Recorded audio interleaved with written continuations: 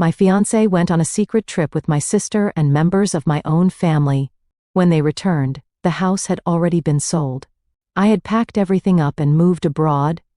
It was pouring rain. I mean, the kind of rain that lashes against the windows like it's trying to break in. I was standing in the kitchen of the Victorian home my Aunt Betty had left me, carefully plating a beef Wellington. It was supposed to be a celebration. 2 years since Brett had proposed. 2 years of planning a wedding that seemed to get more expensive and more complicated by the day. The house smelled incredible, rich pastry, savory beef, and the truffle oil Brick claimed to love so much. I had set the table with Aunt Betty's silver, lit the tapered candles, and even bought a bottle of the Cabernet he liked, the one that cost way more than a pharmacist's salary should cover on a weeknight. I was checking the time on the oven when my phone buzzed. It was Brett. I wiped my hands on my apron and swiped answer, putting on my best smile. "Hey, honey. You're cutting it close. The Wellington is perfect." And I opened the wine to let it breathe. "Valerie, hey." His voice was choppy, cutting in and out over the sound of wind and what sounded like airport announcements. "Listen, babe. I'm so sorry. Something huge came up with the downtown commercial project. The investors are freaking out. I have to fly to Chicago tonight. Right now." My smile faltered. "Chicago? Tonight?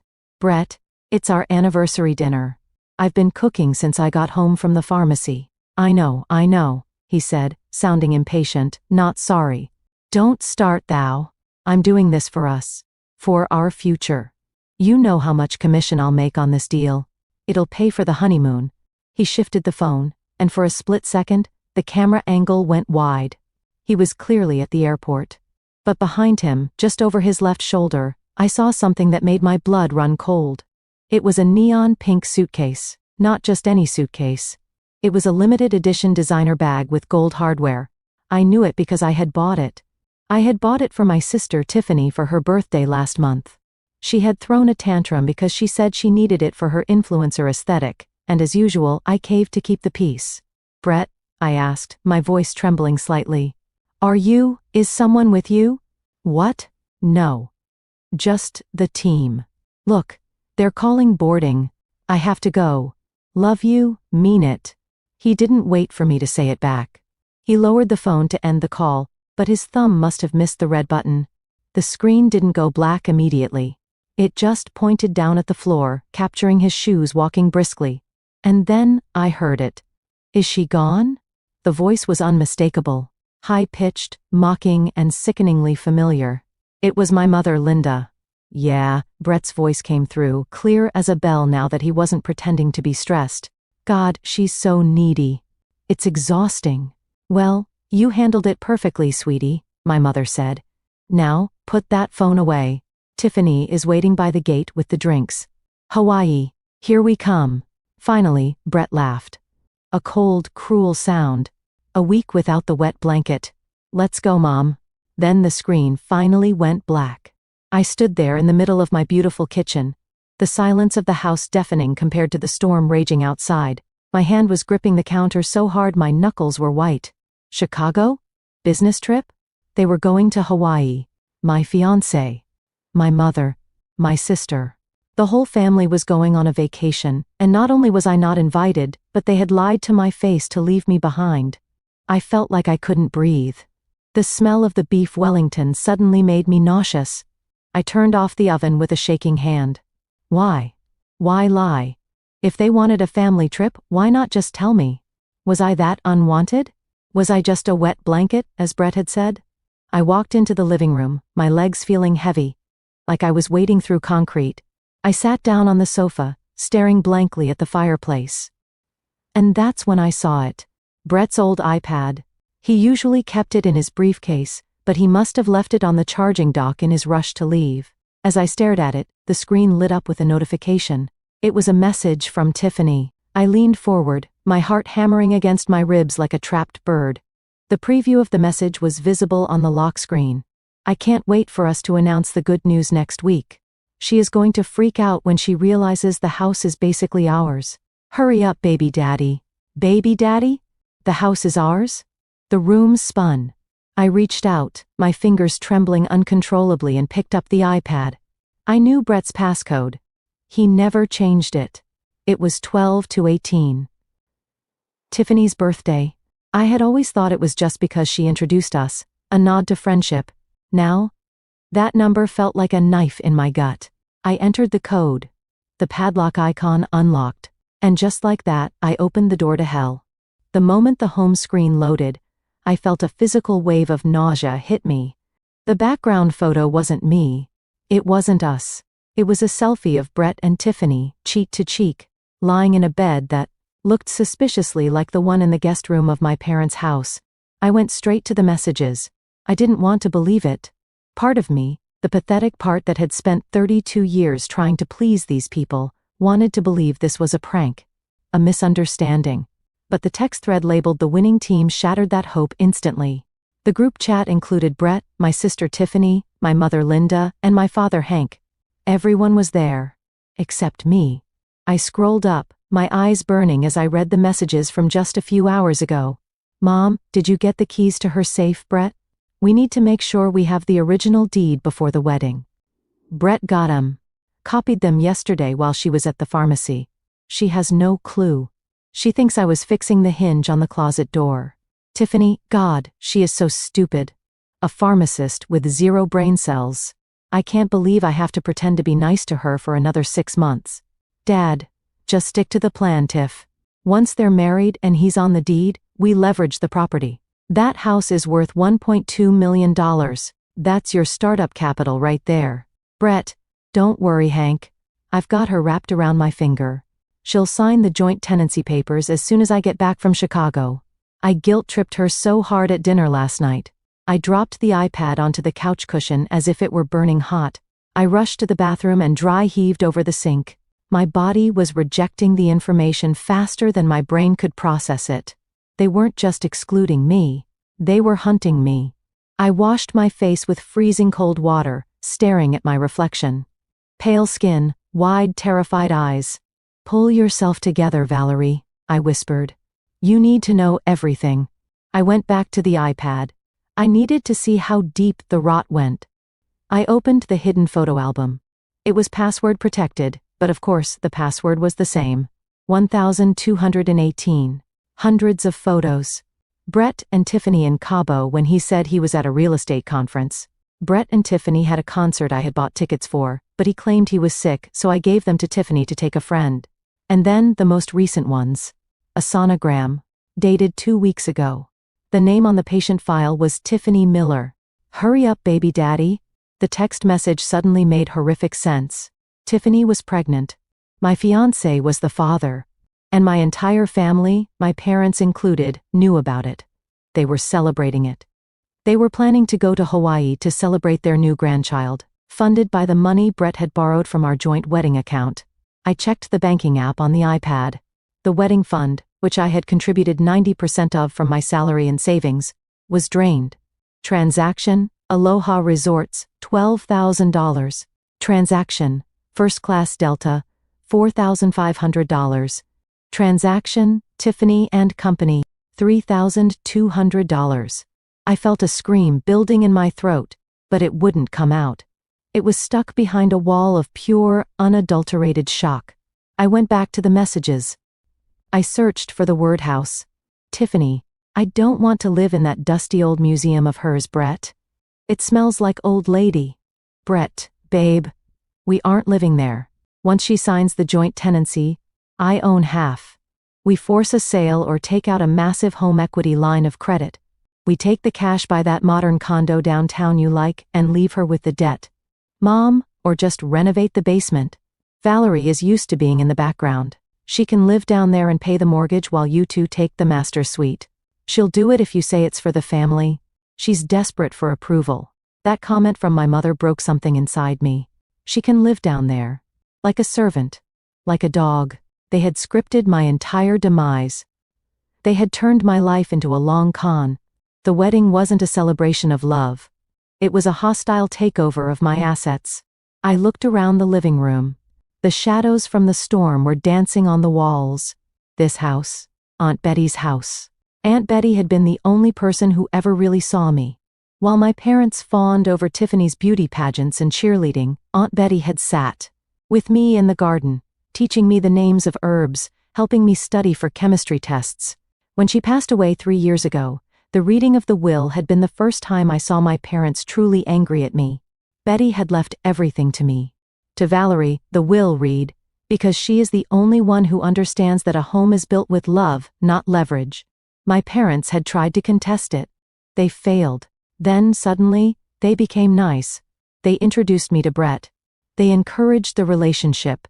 He's a catch, Val, my dad had said. Don't mess this up. I realized now, sitting in the dark, that I hadn't messed anything up. I was just the mark in their con game. The rain lashed harder against the glass. I picked up the iPad again. I needed to save everything. Every text. Every photo. Every bank transfer. My hands were shaking, but my mind was starting to clear. The fog of love and duty was lifting, replaced by a cold, sharp clarity. They wanted the house. They wanted my inheritance. They wanted a war. And they had just made the mistake of leaving their playbook behind. To understand why I was so vulnerable to this deception, you have to understand the ecosystem I grew up in. In the Miller household, there were 2 distinct roles, and they were assigned at birth. Tiffany was the sun, and I was the shadow. Tiffany was the golden child. She was born 5 years after me, and from the moment she arrived, she could do no wrong. She was bubbly, demanding, and pretty in a conventional way that my mother adored. If Tiffany broke a vase, it was an accident, or worse, it was somehow my fault for placing it there. If Tiffany got a C in math, the teacher was incompetent. I, on the other hand, was the scapegoat. I was quiet, studious, and plain. I didn't like pageants. I liked books. I liked science. I remember my high school graduation vividly. I was valedictorian. I was giving a speech. I had looked for my parents in the crowd for the entire ceremony. They never showed up. When I got home, holding my diploma, expecting an apology, I found chaos. Tiffany, then 13, had broken a nail during cheer practice, a bad break that bled a little. My parents had rushed her to the emergency room and then taken her out for ice cream to calm her nerves. Oh, Valerie, stop being so dramatic. My mother had sighed when I cried. Your sister was in pain. It's just a speech. You can read it to us later. They never asked to hear it. The only person who came to my graduation was Aunt Betty, my mother's older, estranged sister. She sat in the front row, cheering loudly, holding a bouquet of wildflowers from her garden. Aunt Betty was wealthy, but you wouldn't know it by looking at her.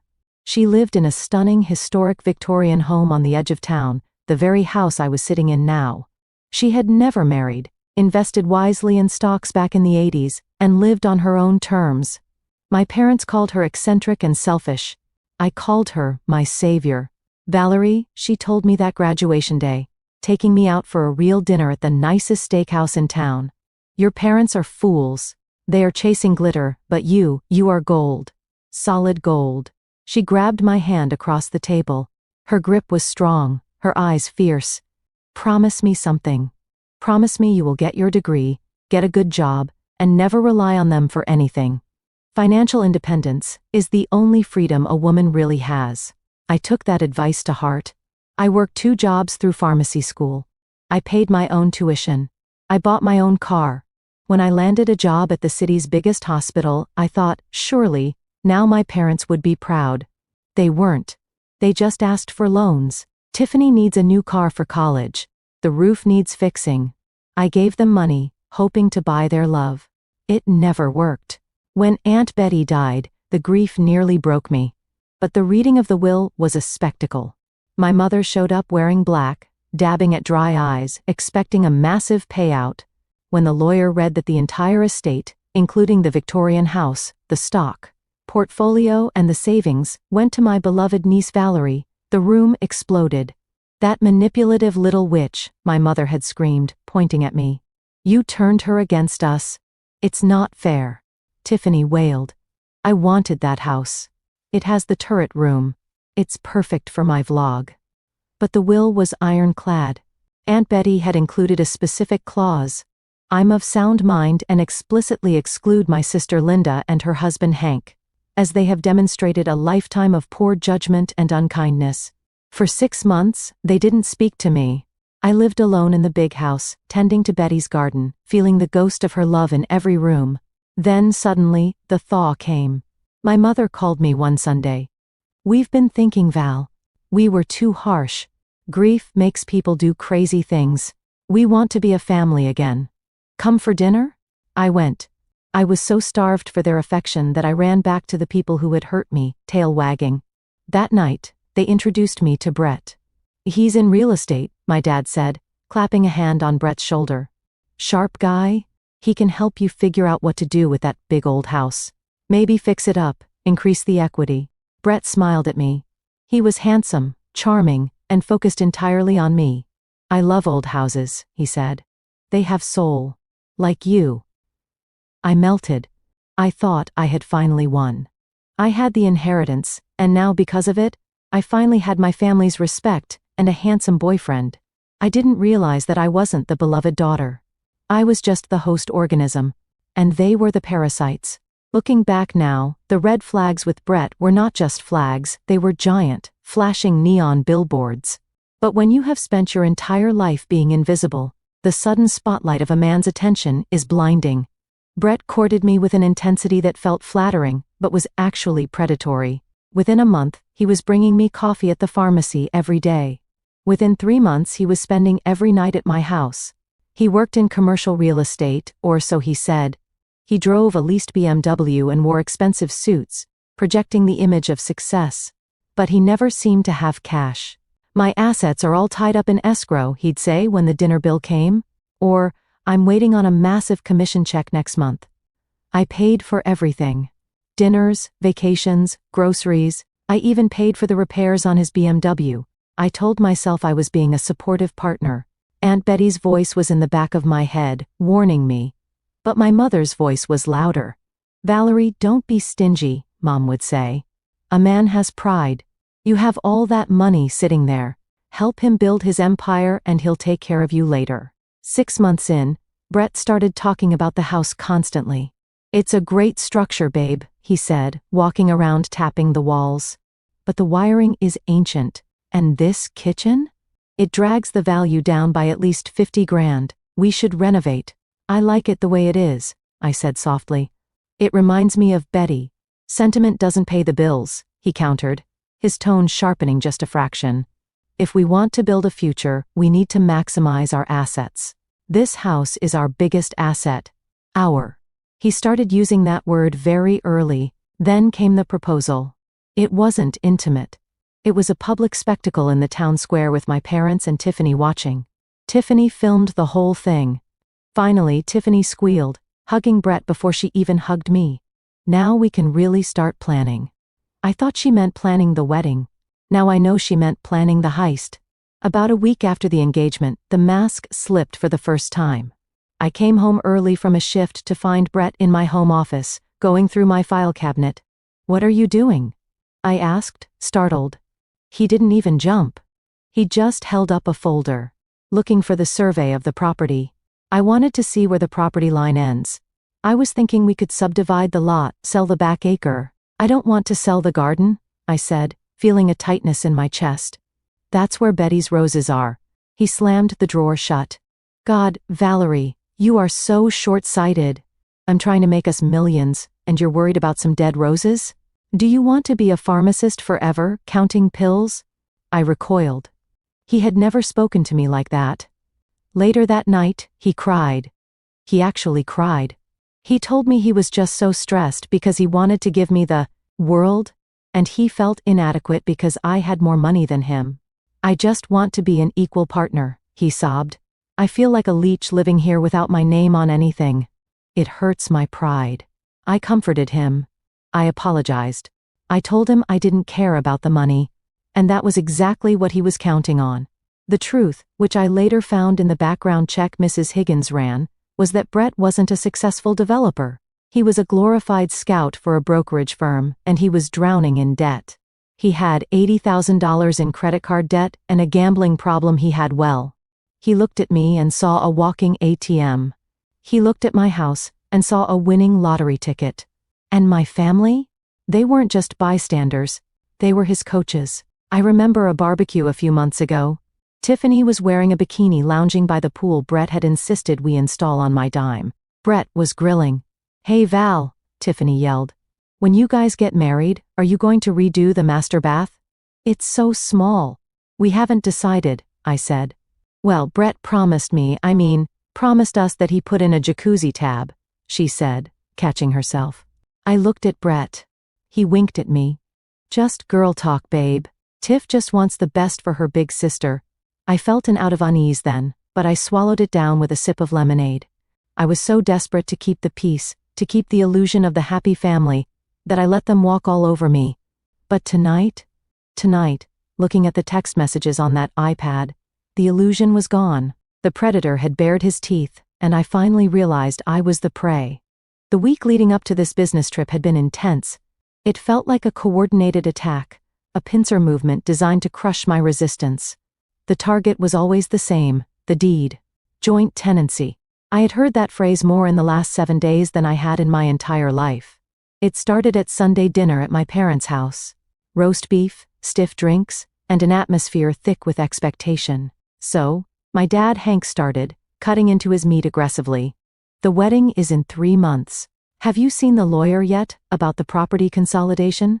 I put my fork down. "I told you, Dad. I'm keeping the house in my name. It's my inheritance." Brett and I discussed a prenup. The table went silent. Tiffany rolled her eyes so hard I thought they'd get stuck.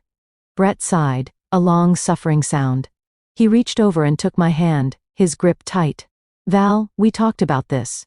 A prenup? That's for people who plan to divorce. Do you plan to divorce me?" "No, of course not," I stammered. "But Aunt Betty is dead." My mother snapped. "And she was a bitter, lonely old spinster. Is that what you want to be? Alone in that big house with your cats and your money?" "It's about trust, Valerie," Brett said, looking deep into my eyes with that practiced sincerity. "If we are one flesh, we should be one financial entity, joint tenancy with right of survivorship. It means if something happens to me, you get everything. If something happens to you, I'm protected. It's romantic in a way." "Romantic. And it helps with the business," Brett added, lowering his voice. "I can't leverage my assets for the new development deal if my name isn't on the primary residence. The bank sees me as a renter. It's humiliating, Val." "You're embarrassing him," Dad growled. "Emasculating him? What kind of wife does that?" "First, I just need time to think," I said, shrinking into my chair. "You've had time," Tiffany chimed in. "God, you are so selfish. Brett does everything for you. He planned this whole renovation. He deals with the contractors. All you do is count pills and complain." I looked around the table. 4 pairs of eyes staring at me. 2 angry, 1 mocking, 1 pleading, fake pleading. I knew now. "Okay," I whispered, just to make it stop. "Okay. We can sign the papers when Brett gets back from Chicago." The tension instantly evaporated. It was like magic. "That's my girl." Dad cheered, pouring more wine. "Finally using your brain," Mom muttered. Brett kissed my hand. "Thank you, baby. You won't regret it. This is the start of our empire." Now, sitting in the dark living room with the rain hammering down, I realized how close I had come. If he hadn't gone on this trip, if he hadn't left the iPad, I would have signed. I pulled up a search on the iPad browser. I typed in joint tenancy versus tenancy in common. The results confirmed my worst fears. Tenancy in common, each owner owns a specific share. If one dies, their share goes to their heirs, my future children, or back to my family. Joint tenancy with right of survivorship, both on 100%. If one dies, the other gets everything automatically. It bypasses the will. And then I saw a Google search in Brett's history from 2 days ago, California Community Property Laws divorce. He wasn't planning on waiting for me to die. He was planning to get his name on the deed, wait a few months, and then file for divorce. In California, once he's on the deed as a joint owner, he owns half the equity. The house is worth $1.5 million free and clear. He would walk away with $750,000. Or they would force a sale, kick me out, and split the cash. And with Tiffany pregnant, they needed that money now. I scrolled further back in his search history. How to induce labor naturally. Paternity test costs quickest way to evict a co-owner. Evict a co-owner. They weren't just going to take the money. They were going to take the house. They wanted to live here. Tiffany wanted the turret room. They were going to raise their baby in Aunt Betty's sanctuary, and I would be left with nothing. A wave of rage, hotter than anything I had ever felt, washed over me. It burned away the nausea. It burned away the sadness. No, I said aloud to the empty room. Absolutely not. I stood up. My legs were steady now. I walked to the safe in the master closet, the one Brett claimed he was fixing. I punched in the code. It opened. Inside were my important papers. The deed, the will, my passport. I checked the deed. It was still in my name, Valerie Miller. Just me. They hadn't won yet. They had made one fatal calculation error. They assumed I was weak. They assumed I was stupid. And they assumed they had time. They were wrong. I needed a witness. I needed an ally.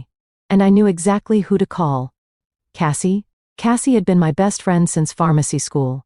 She was the complete opposite of me. Loud, brash, tattooed, and unafraid of confrontation. She had never liked Brett. From day one, she called him Ken doll with a darker soul. I had drifted away from her in the last year because Brett didn't like her. She's too rough, Belle. She's a bad influence. And because I was tired of defending him. I picked up my phone. It was 11 p.m. She answered on the second ring. Val, is everything okay? Why are you calling? You were right, I said. My voice sounded strange, robotic. You were right about everything. What did he do? Cassie's voice shifted instantly from sleepy to alert. Did he hit you? No. Worse. He's screwing my sister. And my parents are in on it. And they're trying to steal my house. Silence on the line. Then, the sound of rustling sheets and keys jingling. I'm on my way. Don't do anything. Don't confront them. Just lock the doors. I'll be there in 20 minutes. When Cassie arrived, she didn't hug me. She walked into the kitchen, took one look at the cold beef Wellington, grabbed the bottle of wine I had opened, and poured 2 massive glasses. Drink, she ordered, sliding a glass across the island. Then talk. I showed her the iPad. We spent the next 2 hours going through everything. Cassie didn't gasp. She didn't cry. She cursed. Creative, violent curses that made me feel slightly better. Okay, Cassie said, slamming the iPad cover shut around 1 a.m. This is war. And in war, you don't cry. You shoot. She looked at me, her eyes blazing. Val, look at me. Stop shaking. They think you are a doormat. They are banking on it. Literally banking on it. I know, I whispered. How could they? My own mother?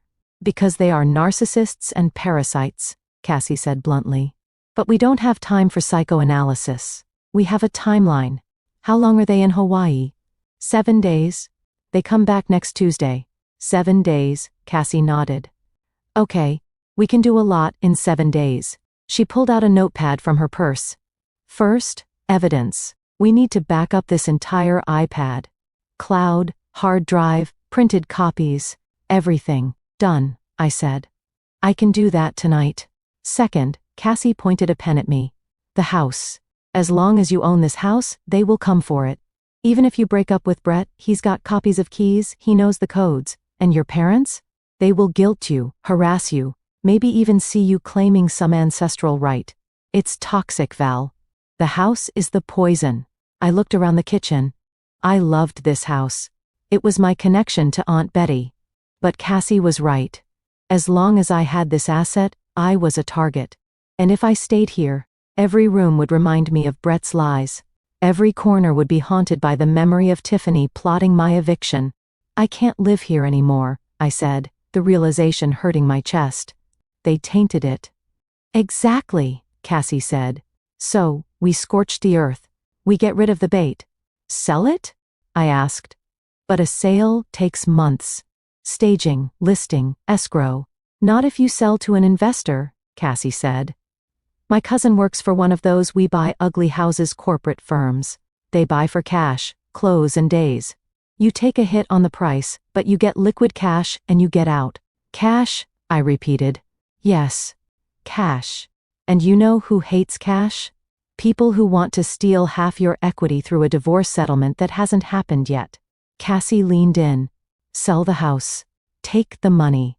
Move.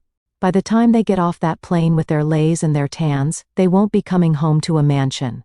They'll be coming home to a locked gate and a stranger. A shiver ran down my spine.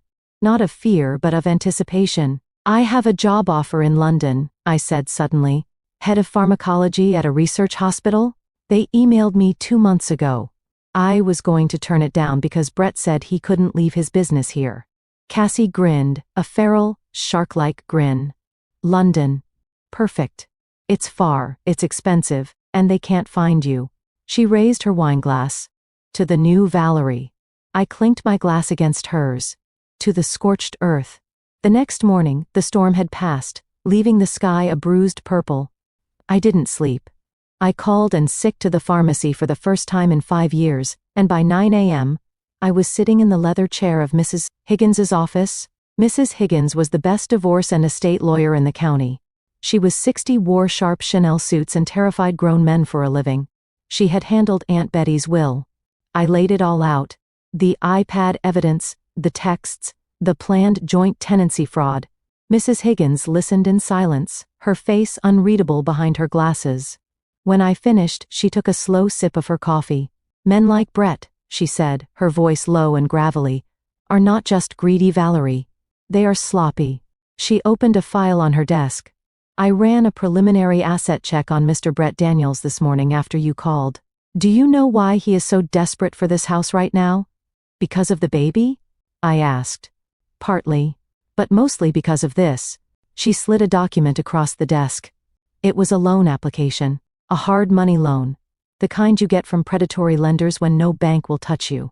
It was for $200,000. He applied for this loan 2 weeks ago, Mrs. Higgins explained. The collateral listed? 42 Oak Street. Your house. But he can't, I stammered. He's not on the deed. Look at the second page, Mrs. Higgins pointed. I looked. And there it was. My signature. Valerie Miller. Except I hadn't signed it. It was a good forgery, but the loop on the 5 was too wide. He forged my signature, I whispered. He committed a crime. Yes, Mrs. Higgins said. And here is the kicker. This loan hasn't funded yet. It's in final underwriting. The lender is waiting for the joint tenancy deed to be recorded to release the funds. That's why he needed you to sign next week. He's already spent this money in his head. Probably to pay off gambling debts or book that Hawaii trip. If you sell the house, Mrs. Higgins smiled, a cold, sharp smile, the collateral vanishes. The loan is denied, and Mr. Daniels is left with very angry loan sharks and no way to pay them. And he goes to jail for forgery? If we turn this over to the district attorney, yes, which we will. But first, we secure your exit. Mrs. Higgins leaned forward. Valerie, you have the legal right to sell. You are the sole owner. You don't need his permission. You don't need to tell him. In fact, for your safety, you must not tell him. I want to sell it fast, I said. Cassie has a contact. Good. Do it. Liquidate everything. Move the funds to an offshore account or a trust that I can set up for you, making it untouchable. If you stay here, they will harass you. They will play the victim. They will try to use grandparents' rights or some nonsense to guilt you. I'm going to London, I said. I accepted the job this morning. Excellent. London is lovely this time of year. Mrs. Higgins stood up and walked to her window. Valerie, your parents, they failed you. They broke the most sacred contract of all, the duty to protect their child. You owe them nothing. Not an explanation, not a dollar, not a goodbye. Hearing an authority figure say that lifted a weight off my shoulders I didn't know I was carrying. One more thing, Mrs. Higgins said, turning back to me. When you leave, leave nothing. Don't leave a note. Don't leave a forwarding address. Let their first notification be the lock on the door changing. I planned to, I said. And, Valerie? Yes. Bring me the original deed and the forged loan document. I'm going to prepare a little surprise for Mr. Daniels when he lands. It's called a felony fraud indictment. I walked out of her office into the bright California sunlight. My phone buzzed. It was a text from Brett. "Hope you're having a good week, babe. Miss you. Work is crazy here in Chicago. Love you." I looked at the text. The audacity, the lies. I typed back, "Miss you too. Can't wait for you to come home." I hit send. Let him think he's safe. Let him think the sheep is still sleeping. He has no idea the wolf is at the door. The next 96 hours were a blur of controlled chaos. Cassie's cousin, Mike, worked for a firm called Prime Vest Reality.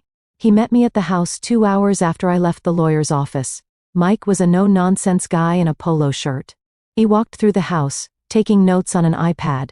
He didn't look at the crown molding or the antique fireplace. He looked at the square footage, the lot size, and the zip code. "It's a prime lot," Mike said, standing in the kitchen where my life had fallen apart just the night before. "But the market is weird. If you want to list it traditionally, you could get $1.6 million. Maybe $1.7 million, but it would take 60 days to close."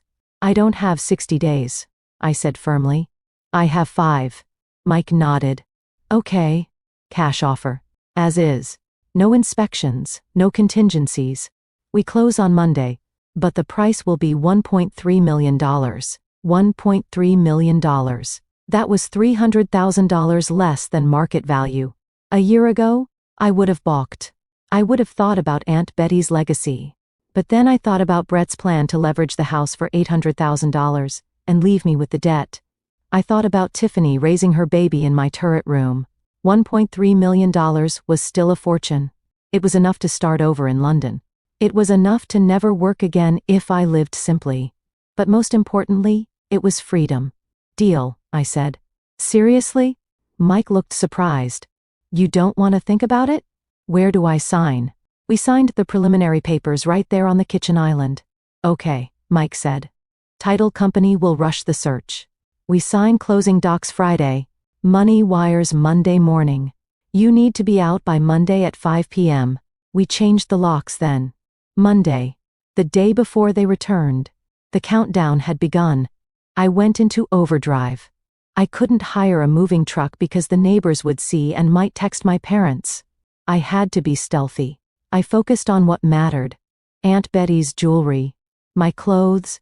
My diplomas. The photo albums from my childhood, the few that had me in them. Everything else? It had to go. But I didn't want to just throw it away. I wanted to erase their traces. I went into the guest room, the room Brett and Tiffany had used. I stripped the sheets. I didn't wash them. I threw them in the trash. I took the mattress, the expensive memory foam mattress Brett had insisted on buying, and I dragged it down the stairs by myself. I called a junk removal service to take it away. "Bedbugs?" the junk guy asked, looking at the pristine mattress. "Something like that," I said. "Parasites?" Then came Brett's stuff. Brett had moved a lot of his things in over the last few months. Designer suits, his golf clubs, which he loved more than me, his collection of expensive watches, probably fake, or bought with debt. I didn't burn them. That would be dramatic, but wasteful. I sold them. I created an anonymous account on Craigslist and Facebook Marketplace. Flash sale. Men's luxury items. Cash only. Must pick up today. I priced his $2,000 golf clubs at $50. I priced his Italian leather sofa at $100. I priced his PlayStation and 70-inch TV at $200 for the bundle. People flocked to the house. I met them at the back door. I told them I was an angry ex-girlfriend. They didn't care. They just wanted the deals. Watching strangers carry away Brett's prized possessions gave me a dark, twisted satisfaction. Every empty space in the house felt like my lungs expanding, taking in fresh air for the first time in years. By Sunday night, the house was echoing. It was strange. The furniture I had grown up with, the antiques, I sold most of it to an estate liquidator who came with a nondescript van. "You're selling the Chippendale dining set?" he asked. "I'm the table where my father had yelled at me." "Take it," I said. "It has bad juju." I kept only 2 things from the furniture and Betty's rocking chair and her small writing desk. I had them shipped directly to a storage unit in London. Sunday night, I slept on a sleeping bag in the middle of the empty living room. The storm had passed days ago, but the silence in the house was heavy. I pulled up the tracking app on my phone. I had access to Brett's location because we shared a phone plan, which I paid for. Honolulu International Airport. They were enjoying their last Mai Tais, probably toasting to their victory, probably laughing about how easy it was to fool Valerie. I looked at the empty walls. "Goodbye, house," I whispered. "Thank you for protecting me. But I don't need walls to protect me anymore. I have claws." My phone pinged. An email from the title company. "Closing confirmed. Wire transfer scheduled for 9 a.m. tomorrow." It was done. Now, all I had to do was vanish. Monday morning arrived with a strange, hollow kind of silence. The storm had passed days ago, leaving the sky that crisp, hard blue that feels indifferent to human suffering. I woke up on the sleeping bag in the middle of the empty living room, my body stiff but my mind incredibly sharp. Today was the day. I had spent the weekend systematically dismantling the life I had built for us. It wasn't just about selling the furniture, it was about erasing the evidence of my own foolishness. I walked into the garage, where I had piled up the last remnants of Brett and Valerie. There was the custom cornhole set we'd bought for the engagement party, for $100, waste of money. There were the endless boxes of decorations for a wedding that would never happen. I had contacted a local women's shelter earlier that morning. "I have brand new household goods," I told the coordinator on the phone. "Linens, kitchenware, small appliances. Everything is high-end. Can you use it?" "We can use everything," she said, her voice thick with gratitude. "When can we pick it up?" "Now," I said. "But you have to take everything. I want this garage empty." Watching the shelter van pull away was the first time I felt a real pang of emotion. Not sadness for what I was losing, but relief that these things, bought with my money, intended for a lie, would actually help women who were trying to escape bad situations, just like me. Then came the personal purge. I went to the master closet. Brett loved his clothes. He was a peacock. He had rows of Italian suits, custom dress shirts with his initials on, the cuffs, and a collection of sneakers that he kept in pristine boxes. I didn't sell these. Selling them felt too dignified. I took a pair of heavy-duty kitchen shears and I went to work. I didn't shred them into confetti that takes too much energy. I just cut one crucial thing off each item. I cut the left sleeve off every suit jacket. I cut the seat out of every pair of trousers. I cut the tongue out of every single sneaker. It was petty. It was childish. And it was absolutely glorious. I stuffed the ruined couture into heavy-duty black trash bags and labeled them donation rags. As I was clearing out the top shelf of the closet, my hand brushed against a dusty cardboard box tucked way in the back. I pulled it down, coughing. His dust molds danced in the sunlight. It was labeled Valerie's Childhood in my mother's handwriting. I sat on the floor and opened it. I expected to find sentimental treasures. Instead, I found indifference. Inside were my old report cards, all straight A's, never framed, a few participation trophies from events I hated, and nothing else. No photo albums, no baby teeth, no lock of hair for my first haircut. But at the bottom of the box, buried under a spelling bee certificate, I found something that made my breath hitch. It was a small velvet pouch. Inside was a pearl necklace. Aunt Betty's pearls. I gasped. I had been looking for these for 3 years. After Betty died, they had vanished. I thought I had lost them in the move. I had torn the house apart looking for them. I had cried over them. And here they were, in a box labeled with my name, hidden in the back of a closet in my own house. My mother must have taken them. She must have swiped them during the funeral reception, hidden them here, and then, what? Forgotten about them? Or kept them as leverage? The realization made me sick. She stole from her dead sister, hid it from her grieving daughter, and then just let it gather dust. I clasped the pearls around my neck. The cool weight of them against my skin felt like armor.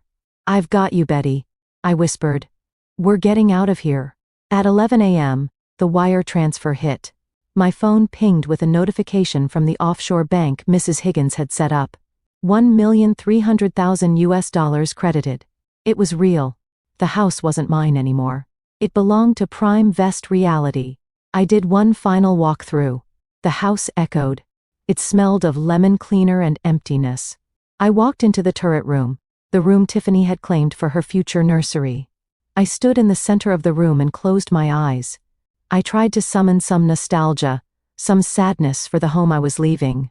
But all I saw was Tiffany's smug face and Brett's deceitful smile. "You wanted this house so bad?" I said to the empty air. "I hope you enjoy the view from the sidewalk." I walked up the front door and locked it. I placed the keys under the mat, exactly as Mike, the new owner's rep, had instructed. My Uber to the airport was waiting. I had 2 large suitcases and a carry-on. That was it. 32 years of life condensed into 50 pounds of luggage. As the car pulled away, I didn't look back. Mrs. Higgins was right. The rear-view mirror is for people who are afraid of the future. I wasn't afraid anymore. I was just cold. I pulled up my phone and checked the flight tracker. Delta Flight 432, from Honolulu to Los Angeles. Status on time. Arrival tomorrow, 2 p.m. They were on their last day of paradise. They were probably packing their bags, tan and relaxed, excited to come home and ruin my life. I settled into the leather seat of the Uber. "International terminal, please," I told the driver. "Big trip?" he asked, meeting my eyes in the mirror. "One way," I said. "I'm moving to London." "Sounds like an adventure." "Oh, it is," I smiled, touching the pearls at my throat. "But the real adventure is going to be for the people I'm leaving behind. The international terminal at LAX is a strange place. It's a limbo between worlds, filled with people running towards something or running away from something. I was doing both. I checked my bags and went through security. My body felt light, untethered. I kept checking my phone, half expecting a text from Brett saying he knew that he had sensed the disturbance in the force. But there was nothing. Just silence. I went to the airline lounge, poured myself a glass of sparkling water, and opened my laptop. It was time to construct the weapon. I had been drafting the email in my head for 3 days, but now I had to make it real. Subject: update on the wedding and future plans. I added the recipients first. I wanted to make sure I didn't miss anyone. To Brett Daniels, Tiffany Miller, Hank Miller, Linda Miller. BCC. Brett's boss, Mr. Henderson. The HR department at his firm, the pastor of my parents' church, every aunt, uncle, and cousin on both sides of the family, our entire wedding guest list, and the loan officer. At the Bancorp, Brett tried to get the fraudulent loan. Mrs. Higgins had found his email. I took a deep breath and began to type. "Dear family and friends, I am writing this to inform you that the wedding scheduled for October 15th is cancelled. There will be no rescheduling. I know this comes as a shock to many of you, especially since my fiance, my sister, and my parents are currently enjoying a lovely family vacation in Hawaii, a vacation they told me was a frantic business trip to Chicago. But lies have a way of coming out, especially when you leave your iPad unlocked on the living room table. Attached to this email, you will find a few interesting documents that explain my decision. Screenshots of the group chat the winning team were my parents, sister, and fiance plot to force me into a joint tenancy deed to access my inheritance. Photos dated 2 years back confirming the sexual affair between Brett Daniels and Tiffany Miller, the sonogram of their unborn child. Conceived while Brett was engaged to me. Data forensic accounting of the $16,000 stolen from our wedding. Fund to pay for the secret Hawaiian getaway. Data copy of the loan application where Brett forged my signature to. Secured $200,000 from a predatory lender. To my parents, you always wanted Tiffany to have the best. Now she has my fiancé. I hope they are very happy together. Please do not contact me. I am no longer your daughter, your ATM, or your scapegoat. To Brett, the house on Oak Street has been sold. The locks have been changed. The new owners are very strict about trespassing. Also, I believe the district attorney will be in touch regarding the forgery. Good luck with your empire. To everyone else, I am sorry for the drama. I am moving overseas to start a new life where people tell the truth. Please respect my privacy. Sincerely, Valerie. I read it over 3 times. It was cold. It was factual. It was devastating. I attached the zip file containing all the evidence. The photos were high resolution. The text threads were complete. There was no room for denial, no room for its misunderstanding. I hovered my mouse over the schedule send button. I checked the time. Their flight landed at 2 p.m. tomorrow. They would get their bags, get in the cab, and arrive at the house around 3:30 p.m. I set the email to send at 3:05 p.m. Pacific time. Right when they would be realizing their keys didn't work. Right when the panic would be setting in. That's when their phones would start blowing up. That's when the world would know what they did. I clicked schedule. A small pop-up appeared, message scheduled for tomorrow, 3:05 p.m. I closed the laptop and slid it into my bag. My hands weren't shaking anymore. I felt a strange sense of calm, like the eye of a hurricane. Flight 102 to London Heathrow is now boarding. The announcer's voice echoed through the lounge. I stood up, smoothing down my coat. I walked to the gate, handed over my boarding pass, and walked down the jet bridge. As I stepped onto the plane, leaving American soil, I felt the heavy cloak of the old Valerie, the people-pleaser, the doormat, the shadow slip off my shoulders. I wasn't just leaving the country. I was leaving the version of myself that allowed them to hurt me. I found my seat, first class, because why save money for a wedding that ISN? Tapping, and accepted a glass of champagne from the flight attendant. Celebrating something? She asked kindly. I looked out the window at the tarmac, heat waves shimmering in the distance. Yes, I said, a genuine smile spreading across my face. I'm celebrating a funeral. Oh, I'm so sorry, she looked confused. Don't be. I toasted the air. It was a long time coming. Landing in London was like waking up on a different planet. The air was cool and smelled of damp pavement and diesel, a stark contrast to the stifling heat of California. I took a deep breath, filling my lungs with the gray, beautiful smog of freedom. I had rented a temporary service department in Kensington while I looked for something permanent. It was small, modern, and blissfully empty of memories. No ghost of Aunt Betty, no shadow of Brett. Just clean lines and silence. I unpacked my 2 suitcases. I placed Aunt Betty's pearls on the dresser. I hung up my coats. Then I sat by the window with a cup of tea, English breakfast, strong, with milk, and looked at my watch. It was 11:05 p.m. in London, which meant it was 3:05 p.m. in Los Angeles. The email had just been sent. I picked up my phone. I had bought a UK SIM card at the airport, but I had kept my old US number active on Wi-Fi just for this moment. I wanted to see the mushroom cloud. I turned the Wi-Fi on. For a second, nothing happened. Then, the phone practically convulsed in my hand. Buzz, buzz, buzz, buzz. Notifications flooded the screen so fast I couldn't read them. Missed call, Mom, 4. Missed call, Brett, 6. Missed call, Tiffany, 2. Text from Mom, Valerie. What have you done? Answer the phone. Text from Brett, babe. This isn't funny. The key doesn't work. Where are you? Call me now. Text from Dad. You ungrateful Brett. You ruined us. Delete that email immediately. Everyone is calling me. Text from Cousin Sarah. OMG Val. Is this true? I am so sorry. They are monsters. Text from Brett's boss, Mr. Daniels. Please contact HR immediately regarding the allegations in Miss Miller's email. I watched the messages roll in like credits at the end of a movie. A horror movie. I took a sip of my tea. It was warm and comforting. I could picture it perfectly. They were standing on the porch, surrounded by luggage, tired from the flight.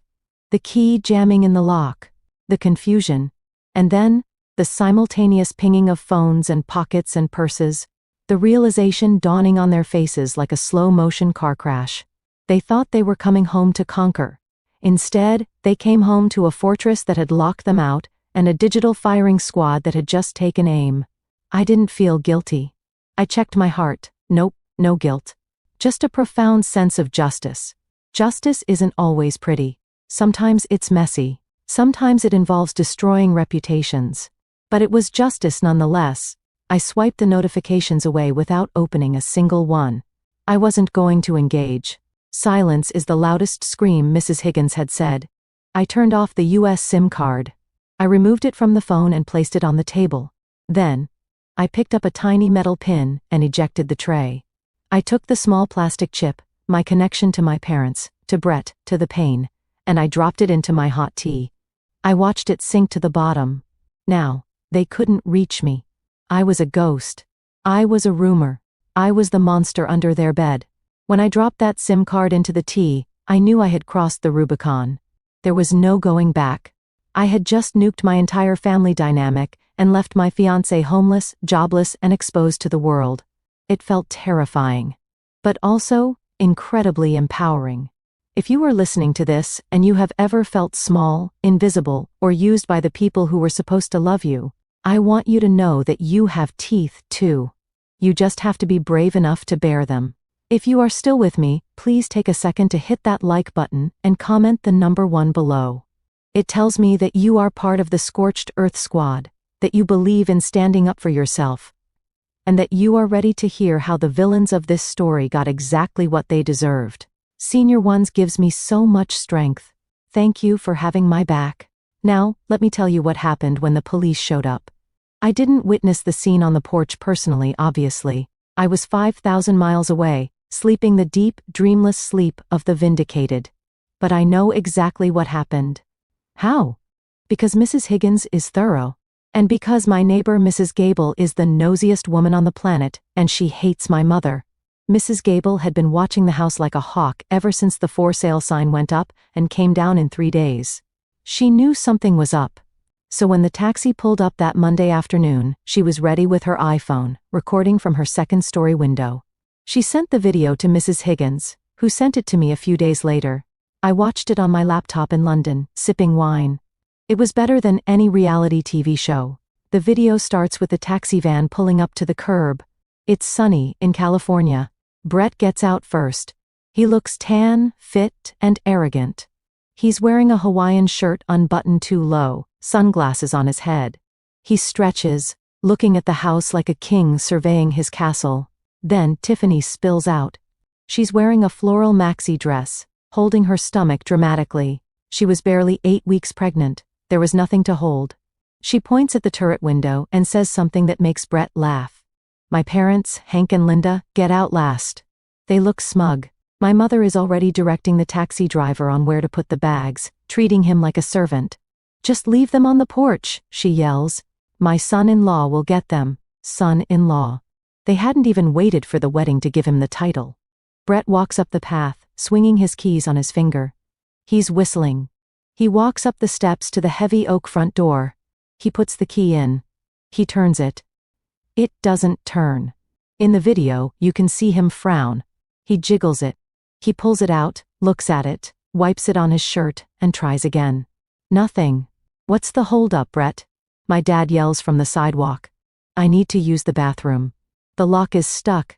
Brett calls back. He sounds annoyed. Valerie probably changed the deadbolt or something?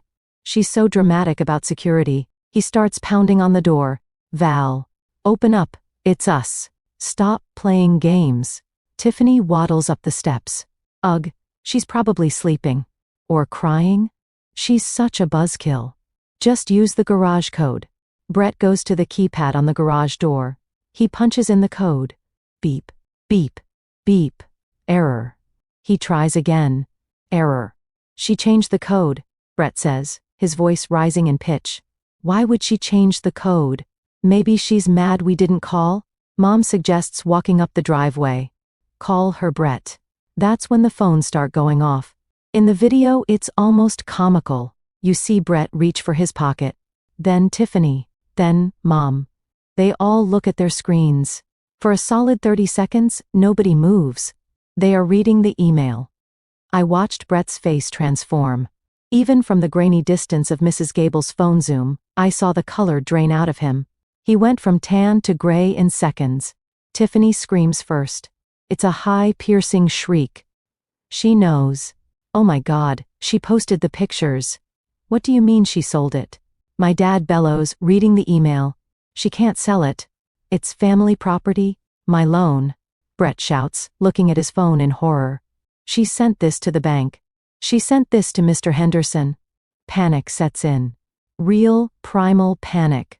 They start banging on the door and windows. Valerie, my mother screams, her face twisted. Open this door. You can't do this to us. I'm going to kill her. Tiffany is sobbing, stomping her feet. My reputation. She sent this to everyone. Suddenly, the front door opens. But it's not me. It's a man. A very large man in a black security uniform.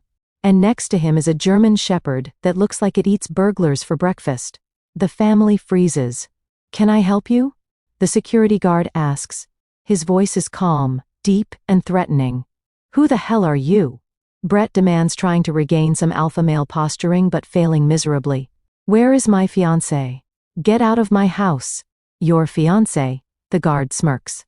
"There is no Valerie here. This property is owned by Prime Vest Reality. I'm the site security, and you are trespassing." "Trespassing?" Dad sputters. "I'm her father. This is my daughter's house." "Not anymore," the guard says. He points to the private property signed freshly staked in the lawn. "The previous owner sold the property and vacated the premises yesterday. She instructed us that any unauthorized attempts to enter by..." He looks at a clipboard. "Brett Daniels, Tiffany Miller, or the Miller parents should be treated as a hostile intrusion." "She sold it?" Tiffany whispers, her knees buckling. "But the nursery, the money. You have 5 minutes to remove yourselves and your luggage from the property," the guard says, his hand resting casually near his belt. "Or I call the police. And I believe they are already looking for a Mr. Daniels." That was the moment it hit them. The house wasn't just locked. It was gone.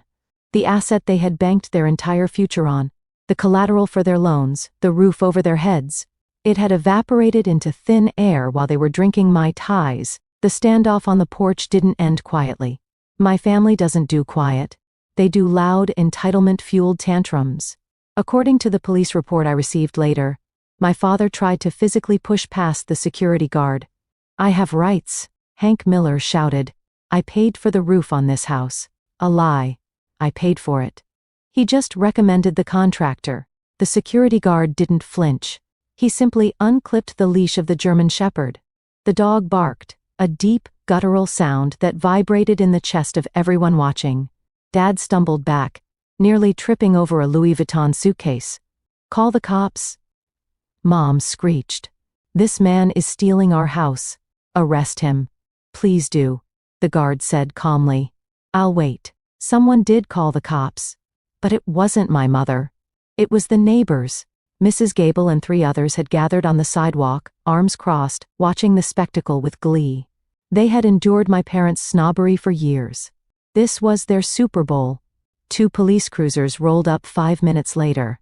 When the officers stepped out, Brett tried to rush them. "Officers, thank God. This man is squatting in my fiancé's house.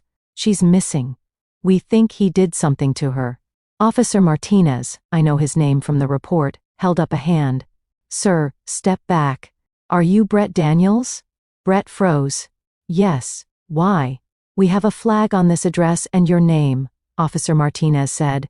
He didn't look friendly. "We received a notification from the district attorney's office regarding a priority fraud investigation," and he looked at his partner. "We have a frantic call from a Mr. Henderson at West Coast Realty claiming you have company property and he wants it returned immediately." Brett's face went from gray to ghost white. That's a misunderstanding. My fiancé is having a mental breakdown. She sent out a crazy email." "The email with the forged loan documents?" Officer Martinez asked, raising an eyebrow. "Yeah, we got a copy of that too. The bank called us." "The bank called?" "Of course they did. Predatory lenders don't like being defrauded either." "We need you to vacate the promises immediately," the officer said to the group. "The new owner has provided all legal documentation. You have no right to be here." "But we have nowhere to go," Tiffany wailed, sitting on her suitcase, mascara running down her face. "We gave up our apartment. We were supposed to move in here." "Not a police matter, ma'am," the officer said. "Move your vehicles and your belongings or we will have them towed." The humiliation was absolute. Under the watchful eyes of the police, the security guard, and half the neighborhood.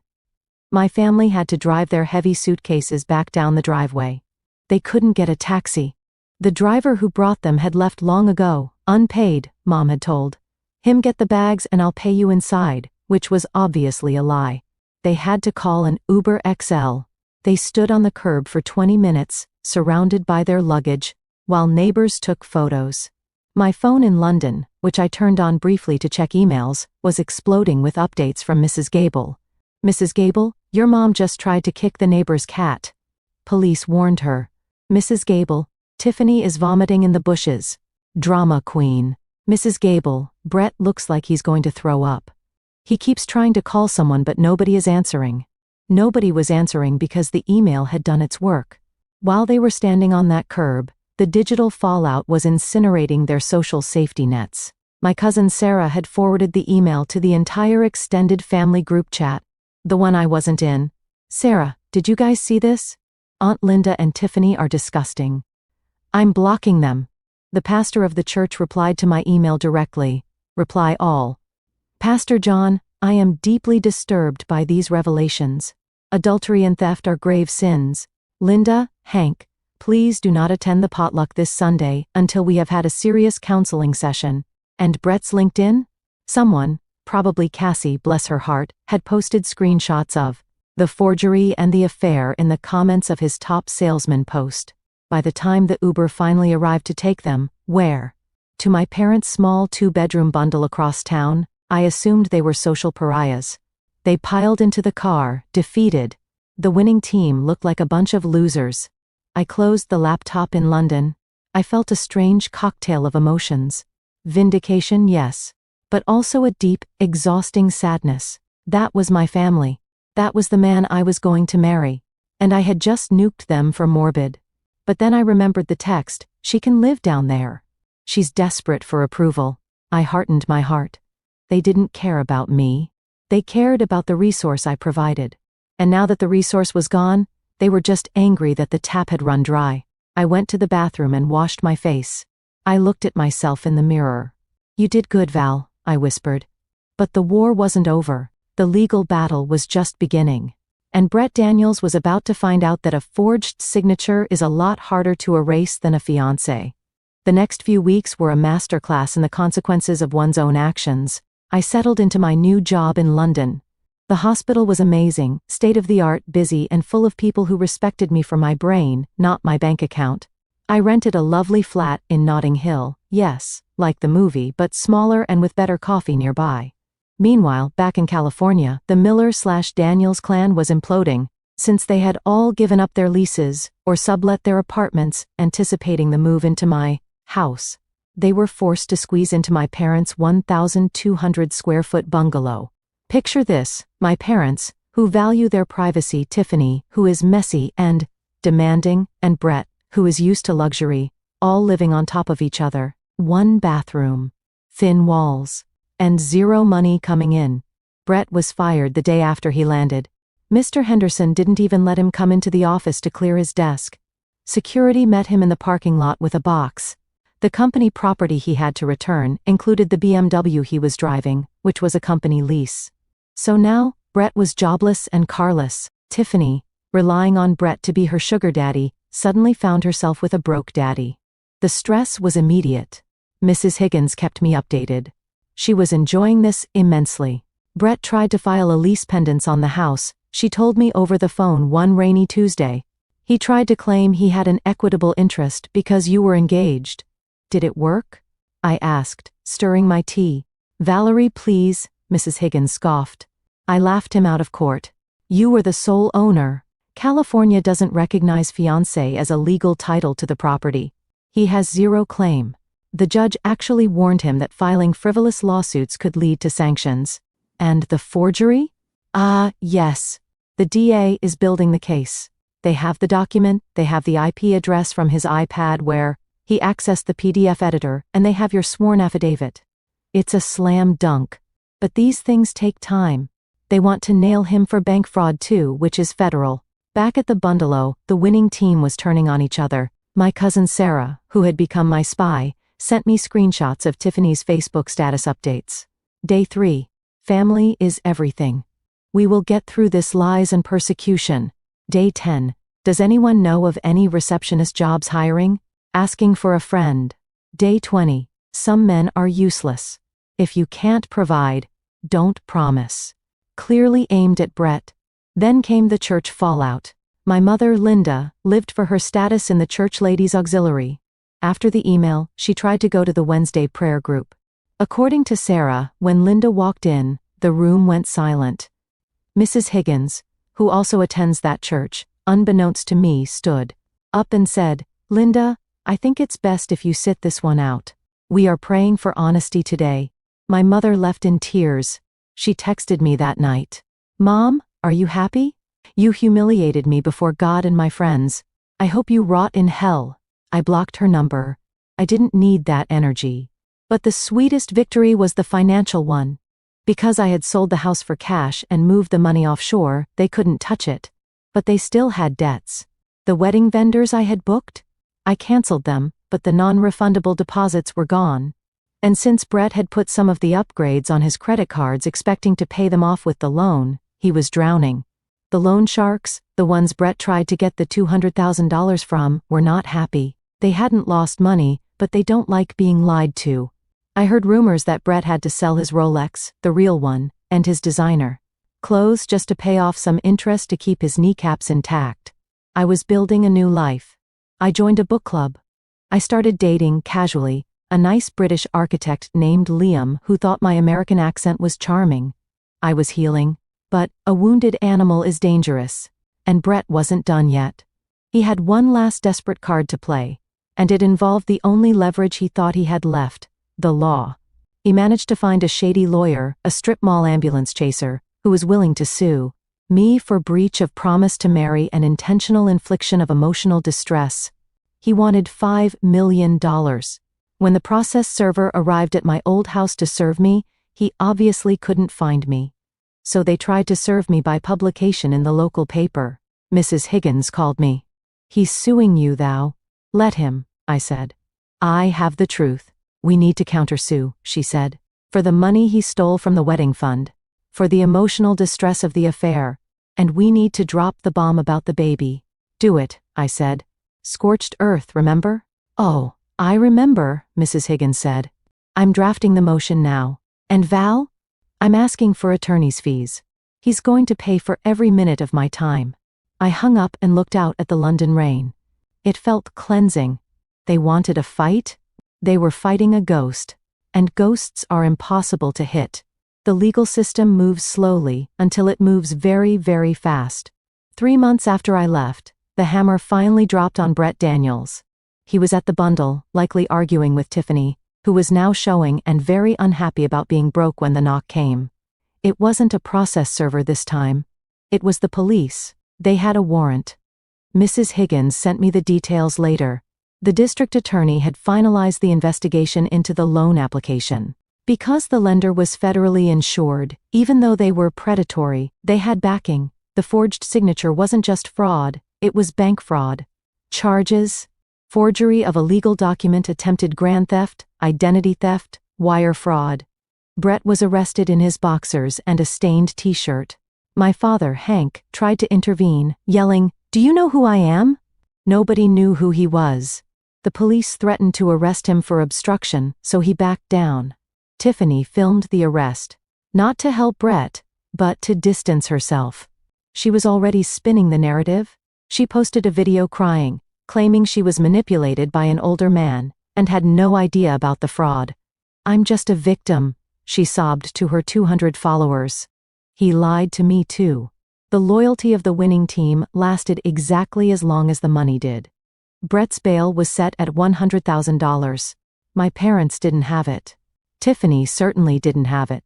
He spent 2 weeks in county jail before his parents, who live in Ohio and had been estranged from him due to his gambling, finally mortgaged their house to bail him out. When he got out, he was a different man. Broken. Desperate. And then came the civil suit. Mrs. Higgins represented me via Zoom. I didn't even have to fly back. I sat in my London kitchen, wearing a nice blouse and pajama pants, watching Brett try to explain himself to a judge. His lawyer was incompetent. He tried to argue that the house was implied community property because we were engaged. The judge, a stern woman with zero patience for nonsense, lowered her glasses. "Mr. Daniels, show me the deed." "First." "I don't have it," Brett stammered. "She tricked me." "You are a grown man, Mr. Daniels," the judge said. "Did you contribute to the mortgage?"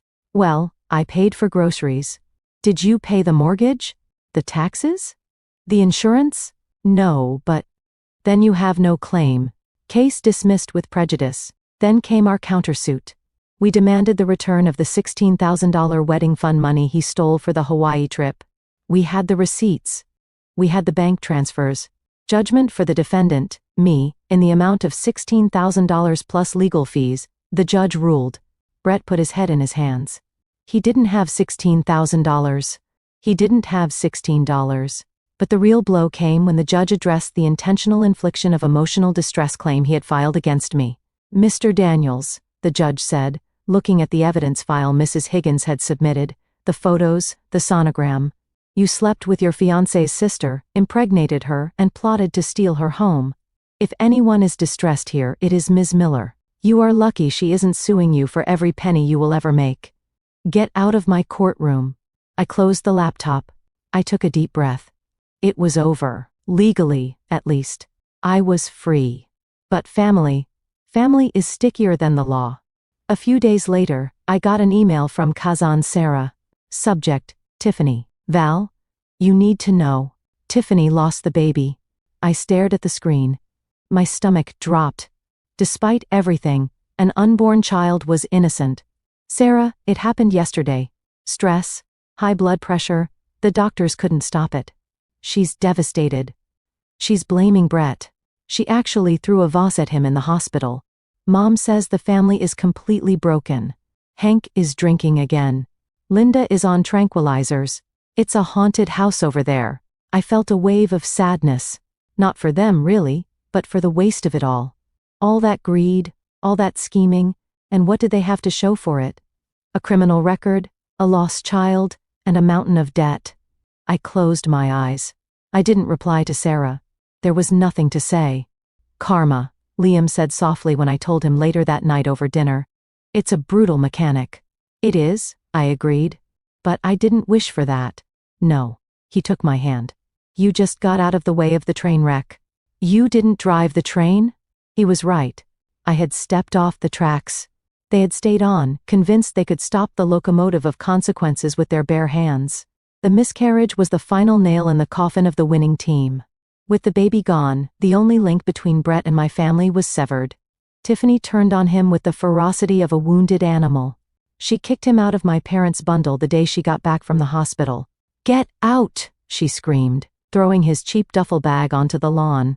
You ruined everything you touch. You killed my baby with your stress and your lies. Brett, pending trial and broke, had nowhere to go.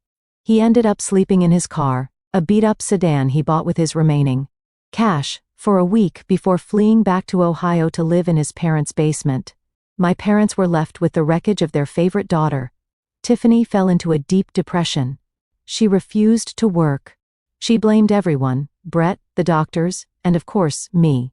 If Valerie hadn't sold the house, I wouldn't have been stressed. She wailed to my mother. It's her fault. She killed my baby. And my mother, in her infinite delusion, believed her. They started a smear campaign in the town. They told anyone who would listen that I was a monster who evicted my pregnant sister and caused her miscarriage. But small towns talk. And thanks to the email I had sent, everyone knew the timeline. Everyone knew about the affair. The smear campaign backfired. People crossed the street to avoid Linda Miller. The grocery store clerk wouldn't make eye contact with Hank. They were isolated, alone in their small, crowded house, stewing in their own toxicity. Meanwhile, in London, spring was arriving. The parks were exploding with daffodils. I received a letter from the Department of Justice in California. Subpoena to testify. They needed me for Brett's fraud trial. I called Mrs. Higgins. Do I have to come back? I asked, dread pooling in my stomach. No, she said. We can do a video deposition. You are a resident of the UK now. I'll handle it. The deposition was grueling. I had to retell the story, identify the documents, verify my signature was forged. But I did it. Brett took a plea deal. To avoid the maximum sentence of 10 years, he pleaded guilty to 1 count of bank fraud and 1 count of forgery. He was sentenced to 3 years in federal prison, followed by 5 years of probation. He was also ordered to pay restitution, which he would never be able to pay. The day the sentence was handed down, I felt nothing. No joy, no vindication, just a quiet closing of a door. I went for a walk in Hyde Park. I sat on a bench and looked at the swans. I was 33 years old. I was single. Liam and I had parted ways amicably. He moved to Dubai. I was wealthy. I was free. I thought about Aunt Betty. I hoped she was proud. I had protected her legacy by liquidating it. It was a paradox, but it was the only way. My phone rang. It was an unknown number. Usually I ignored them. But something told me to answer. Hello? Valerie? It was my father. His voice sounded old, broken, slurred like he had been drinking. Dad, I said, my voice steady. Valerie, please, he rasped. Your mother, she's not doing well. The stress. Tiffany is out of control. We're drowning here, Val. The legal fees for the eviction fight, the loans we took for Brett, we're going to lose the house. He was asking for money. After everything. After the name-calling, the theft, the betrayal, he was calling to ask the scapegoat to save them again. Dad? I said. Just a loan, he begged. For family. You have millions now. Just $50,000. To save your childhood home. I looked at the swans gliding on the water. They were so graceful, so unbothered. I don't have a childhood home, Hank, I said. I lived in a house with 3 strangers who used me. Don't be cruel, he wept. We're your parents. No, I said. You're Tiffany's parents? Ask her. She has nothing. Then I guess you're all in the same boat, I said. I suggest you sell the bungalow. Downsize? It's what financial advisors recommend. Valerie. Goodbye, Hank. Don't call this number again. I hung up. I blocked the number. I sat there for a long time, waiting for the guild to come. I waited for the conditioned response of the scapegoat, the urge to fix, to help, to please. It didn't come. Instead, I stood up, brushed the crumbs off my coat, and walked toward the subway. I had a reservation at a new Italian restaurant. I was going to order the most expensive wine on the menu, and I was going to drink it to the memory of the girl who used to be Valerie Miller. Time heals, they say. I don't know if it heals, but it definitely creates distance. 1 year after the Great Escape, my life was unrecognizable. I had been promoted to director of research at the hospital. I had bought a small cottage in the Cotswolds for weekends, a place with a garden that rivaled Aunt Betty's. I was happy. Truly, quietly happy. I hadn't heard from my family in 6 months. The last I heard from cousin Sarah, before I told her to stop updating me because I didn't want to know, was that my parents had indeed lost their house. They were living in a rental apartment. Tiffany was working as a waitress at a diner, looking for her next mark. Brett was in prison, likely polishing floors. Then, the final attempt at contact came. It wasn't a call. It was a letter. A handwritten letter on cheap lined paper, forwarded by Mrs. Higgins, who screened my mail. Mrs. Higgins' note attached. Val, you don't have to read this. I can shred it, but I thought you might want closure. I opened it. It was from my mother. Valerie, I am writing this from the hospital. My heart is giving out. The doctor says it's stress. Broken heart syndrome. I know we made mistakes. I know we favored Tiffany, but you have to understand, she needed us more. You are always so strong, so independent. We didn't think you needed our help. Brett fooled us all. We are victims too. Please, Val. I'm an old woman. I don't want to die without seeing my daughter. Come home. We can start over. I forgive you for selling the house. Love, Mom. I stared at the words. I forgive you for selling the house. Even on her deathbed, if she was even dying, which I doubted. Linda Miller was a hypochondriac of the highest order. She couldn't take responsibility. She forgave me. She justified her neglect because I was strong. It is the curse of the competent child. Because you can handle it, they assume you should handle it, and they give all their love to the one who refuses to handle anything. I walked to my fireplace in the cottage. I had a nice fire crackling. I held the letter over the flames. I didn't feel anger. I felt pity. They were stuck in a loop of their own making, rewriting history to make themselves the heroes or the victims, never the villains. I watched the paper curl and blacken. The words love, Mom turned into ash and floated up the chimney. I didn't reply.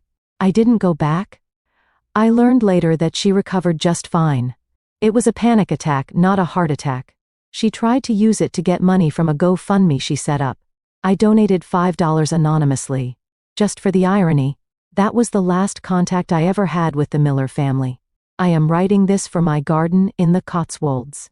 The roses are in bloom. Aunt Betty's favorite variety, peace roses. I managed to find a grower here who had them. It's been 3 years since I got on that plane. I am Valerie Miller. I am 35 years old. I am not married, but I am deeply loved. I met Alex a year ago.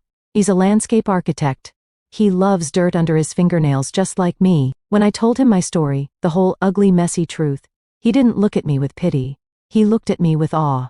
"You saved yourself," he said. "That's the bravest thing I've ever heard." We are sitting on the patio now. He's sketching a new design for the herb garden. I'm finishing this script for you all. Brett was released early on parole last month. I got the notification. He's barred from working in finance or real estate. He's back in Ohio. I hear he's trying to become a life coach on TikTok. You can't make this stuff up. Tiffany is on her second marriage. A guy she met at the diner. I hope he has a good prenup. My parents are somewhere. Existing. I don't hate them anymore. Hate takes energy. Hate keeps you tethered. I have reached the state of indifference. They are just people I used to know. Characters in a book I finished reading. I often think about the woman I was that night in the kitchen, shaking, terrified, holding the iPad. I want to reach back for time and hug her. I want to tell her it's going to be okay. You are going to be richer, stronger, and happier than you can imagine.